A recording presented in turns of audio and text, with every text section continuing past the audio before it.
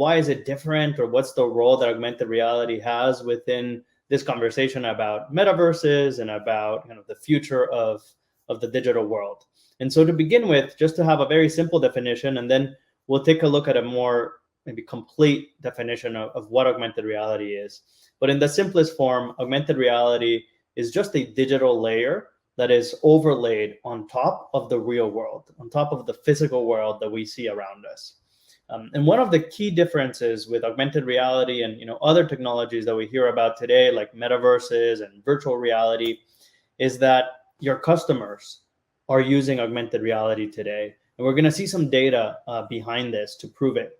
But that's one of the main differences, is that augmented reality is not some distant technology of the future that's coming 10 years from now, 5 years from now. It's not this like vision that we have. It's actually a reality. It's happening today, whether we realize it or not.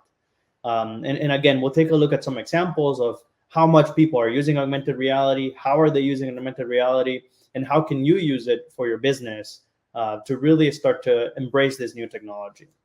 Another key point with augmented reality is that while a lot of people are using it today, it's also steadily growing very fast. So over the next 2-3 years, it is expected that 75% of the global population is going to be using augmented reality with a very high frequency. You can see here some of that data for the current year. There's already mass scale in this technology. And again, that's one of the main differentiators with other technologies we hear about, whether that's, again, VR, metaverses, these other kind of new things that are coming around. Augmented reality has been around for a while and really has mass scale today. Some other differences between augmented reality and maybe old formats or old ways of using technology is that augmented reality is all about living a story, being part of that story, and not just being a passive audience member that is just listening to a great story. With augmented reality, you can really live in and take part in that storytelling. And one of the differences with VR specifically is that VR is more about escaping from the real world or creating a completely new world, versus augmented reality, which is really about engaging with our real world. And we really believe that the world is great and beautiful, right, and wonderful, and it offers many great things. And so instead of really escaping the great real world that we live in, we think it's much better to think about how can we make that world even richer, even better, by augmenting that with augmented reality.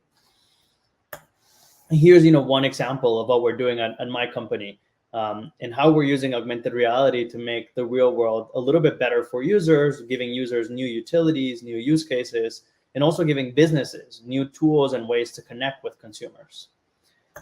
And so the company that I'm representing here today is Snap Inc., which we call a camera company. You might have heard Snap being positioned as a camera company. And we're most well known by our main product, which is Snapchat, a mobile application, a software, a camera software.